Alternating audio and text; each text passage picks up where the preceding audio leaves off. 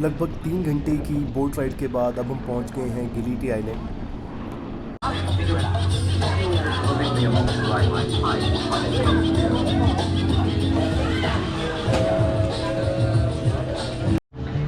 So guys finally हम पहुंच गए हैं अपने हॉस्टल में, जो कि है मैड मंकी।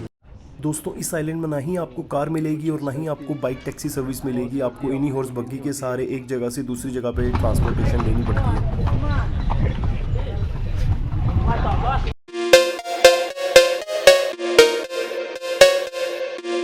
सो हेलो दोस्तों, कैसे हैं आप लोग? आई होप आप सब ठीक होंगे। तो दोस्तों, स्वागत है आपका एक और नए ब्लॉग में बाली सीरीज़ के। और जैसे कि आपको पता है, अभी हम हैं उबुद में और आज है हमारा लास्ट दिन उबुद से। निकल रहे हैं, हम जा रहे हैं गिली आइलैंड और अभी बज रहे हैं सुबह के लगभग 10। अभी मैं वेट कर रहा हूँ अपनी कैब का, और कैब हमें लेके जाएगी पतंग बाय फेरी पॉइंट, जहाँ से हमें फेरी मिलेगी गिलीटी की। और यहाँ से लगभग 2 घंटे लगने वाले हैं हमें बिकॉज ऑफ ट्रैफिक। किलोमीटर की बात करें तो जस्ट 36 किलोमीटर्स हैं उबुद से पतंग बाय, बट ट्रैफिक की वजह से बहुत टाइम लग जाता है। तो लगभग 2 घंटे का टाइम लगने वाला है। और जो हमने फेरी बुक की है वो बुक की है वन टू गो एशिया से, जो कि हमें लगभग पड़ी है 1430 रुपये की पर हेड। एसी फेरी है, बुकिंग के हिसाब से तो एसी है। लेट्स सी क्या होता है, बिकॉज लास्ट टाइम भी बुकिंग के हिसाब से एसी थी, बट उसमें एसी चलता नहीं है। और मैंने सुना है कि फेरी का एक्सपीरियंस बहुत ख़तरनाक रहता है, बिकॉज लास्ट टाइम जब मैं गया था तब तो ठीक था, बट अब जो सीन चल रहा है कि फेरी बहुत ही, जो राइड्स होती हैं बहुत ही बम्पी होती हैं because of the water flow. तो देखते हैं इस बार हमारा एक्सपीरियंस कैसे रहता है। तो ठीक है गाइस, अभी हमारा ड्राइवर साहब पहुंचने वाले हैं। अभी हम गाड़ी में बैठते हैं और निकलते हैं पतंग बाई के लिए। बीच में आपको कुछ शॉट्स दिखाएंगे और अगर कुछ हमें लगेगा आपको इन्फॉर्मेशन देने के लिए तो ज़रूर देंगे। तो आप बने रहिए वीडियो पे, एंजॉय कीजिए और चलिए हमारे साथ गिलीटी उबुद से। तो हमारे ड्राइवर साहब पहुंच गए हैं और आज की जो हमारी राइड होने वाली है, ये होने वाली है टोयोटा की लाल रंग की एक प्यारी सी गाड़ी। तो चलिए कार में बैठते हैं और पहुंचते हैं पतंग bye.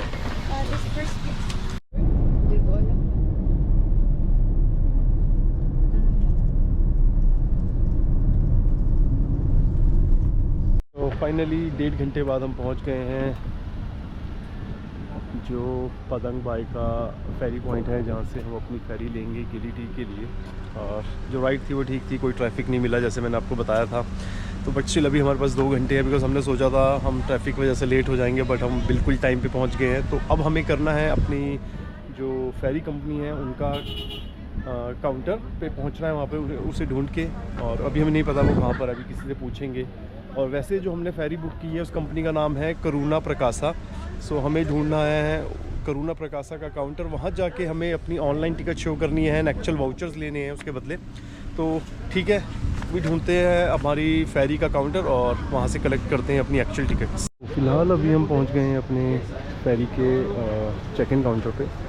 Vijaya Prakasha and Karuna Prakasha, Vijaya Prakasha is the same. तो आप कंफ्यूज ना होइएगा अगर आप करुणा प्रकाशा से बुक करते हैं, तो ये सभी इन दोनों का सेम काउंटर है। और यहाँ लगेज अलग हो जाएगा हमारा, क्योंकि यहाँ से कुछ फेरीज गिली एयर जाएगी, जो कि डिफरेंट आइलैंड है, और गिलीटी डिफरेंट आइलैंड है। और ये देखिए सामने का व्यू। तो ठीक है, चेक इन करके आपसे मिलते हैं थोड़ी ही देर में। तो दोस्तों, फ़िलहाल चेक इन करने के बाद हमें मिल गई है एंट्री टिकट फेरी की, जो कि कुछ ऐसे दिखती है, अब अपने गले में टांग सकते हैं। फ़िलहाल अभी हमारी फेरी में ऑलमोस्ट है 1.5 घंटा। तो उन्होंने बोला है आप घूम सकते हैं इधर उधर, और उसके बाद यहाँ पे आ सकते हैं लाइक 15 से 20 मिनट पहले। और बाय द वे, जब आप ऑनलाइन फेरी बुक करते हैं वन टू गो एशिया से, उसके बाद यहाँ पर आपको टैक्स देना पड़ता है, जो यहाँ का हार्बर टैक्स होता है ऑलमोस्ट 30,000 इंडोनेशियन रुपीज़ पर हेड। काफ़ी ज़्यादा है, बट स्टिल आपको पे करना पड़ेगा बिकॉज यहाँ का टैक्स है कुछ लोकल लोगों का। बट एनीवेज़, अब हम कर रहे हैं अपनी फेरी का वेट। और ये देखिए यहाँ का व्यू, शिप सी लाइक छोटी बोट्स हैं यहाँ पे। और यहाँ पे आप स्नॉर्कलिंग के लिए भी कर सकते हैं बुकिंग यहाँ पे, और यहाँ पर भी स्नॉर्कलिंग होती है। बट अगर आप इस एरिया के नियर बाय रुक रहे हैं तभी करके फ़ायदा है, बिकॉज चांगू उबुद एरिया से तो बहुत दूर है ये एरिया। तो ऑफकोर्स आप यहाँ तो नहीं कर सकते। बट अगर आप गिलिटी जा रहे हैं तो आप गिलिटी ही कीजिएगा, बिकॉज गिलिटी बेस्ट एरिया है स्नॉर्किंग करने का और फ्री डाइव करने का। तो ठीक है दोस्तों, अब हम करते हैं वेट अपनी फेरी का और मिलते हैं आपसे फेरी बोट करते हुए। ये देखिए कुछ नज़ारे यहाँ के। सो हमारी बोट पहुँच चुकी है हार्बर में और बोर्डिंग शुरू हो गई है बोट की।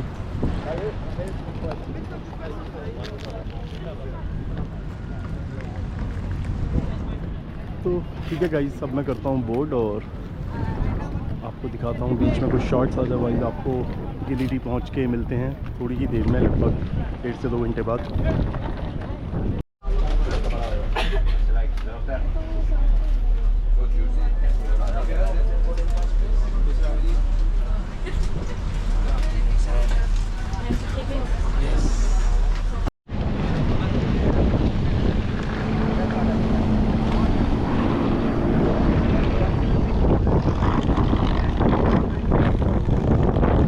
गाइस फाइनली लगभग 2.5-3 घंटे बाद हम पहुंच गए हैं गिलिटी आइलैंड और ये है गिलिटी आइलैंड।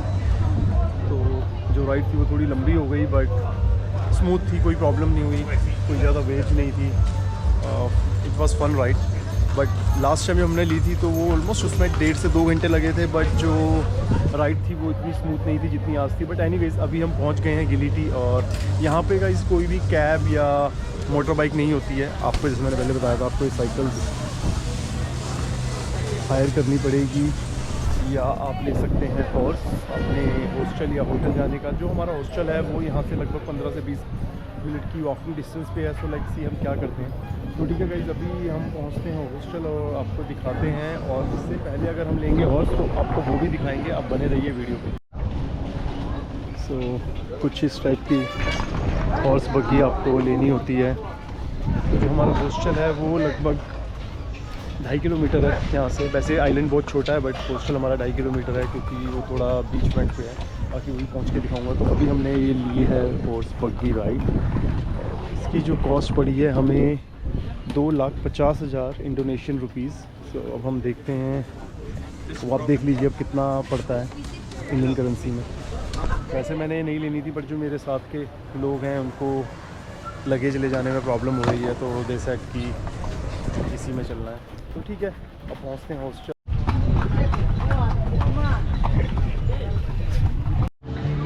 सो गाइस फाइनली हम पहुँच गए हैं अपने हॉस्टल में जो कि है मैड मंकी। जैसे आपको पता है मैं हमेशा मैड मंकी ही रुकता हूँ। अगर उस जगह मैड मंकी अवेलेबल है तो मैं मैड मंकी में ही रुकूँगा। तो आज भी हम रुके हैं मैड मंकी में। तो चलिए अब करते हैं चेक इन और उसके बाद आपको हॉस्टल का देते हैं टूर।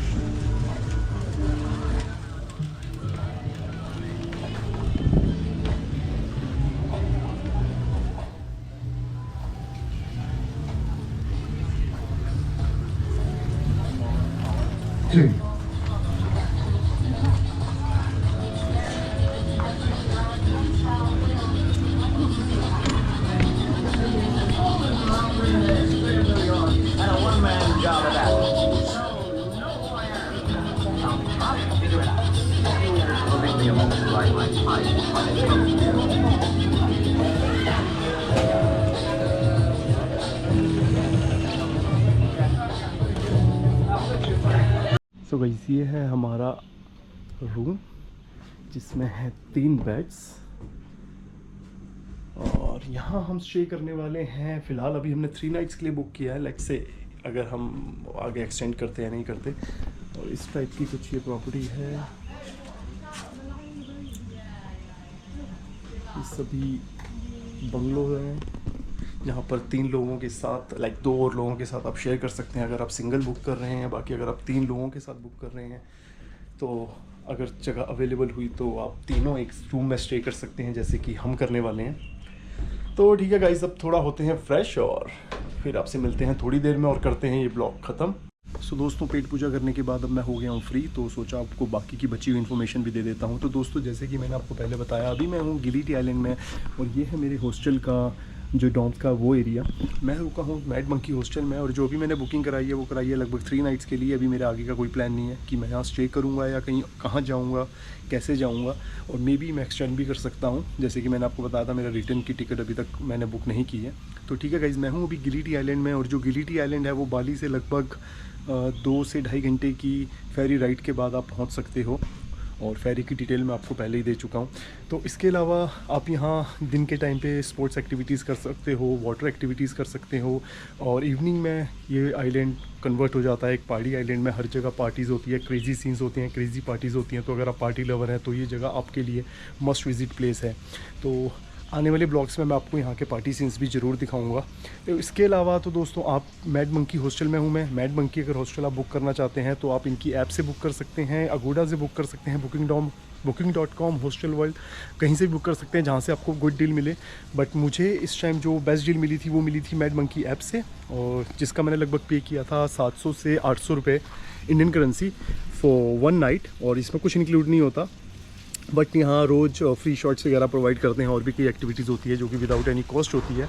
तो बहुत फ़न करने वाले हो अगर आप इस हॉस्टल में रुकते हो मैड मंकी में। वैसे आप कहीं भी स्टे करो मैड मंकी में, इनके हॉस्टल्स अच्छे होते हैं, बट यहाँ का भी अच्छा है। इनका बीच फ्रंट है, पूल एरिया बहुत अच्छा है, जो मेरा फेवरेट पार्ट है। और ये जो गिलिटी का मैड मंकी है, ये मेरा one of the best favourite mad monkey है, क्योंकि मैं इनके बहुत हॉस्टल्स में रुका हूँ और ये वाला मेरा फेवरेट है।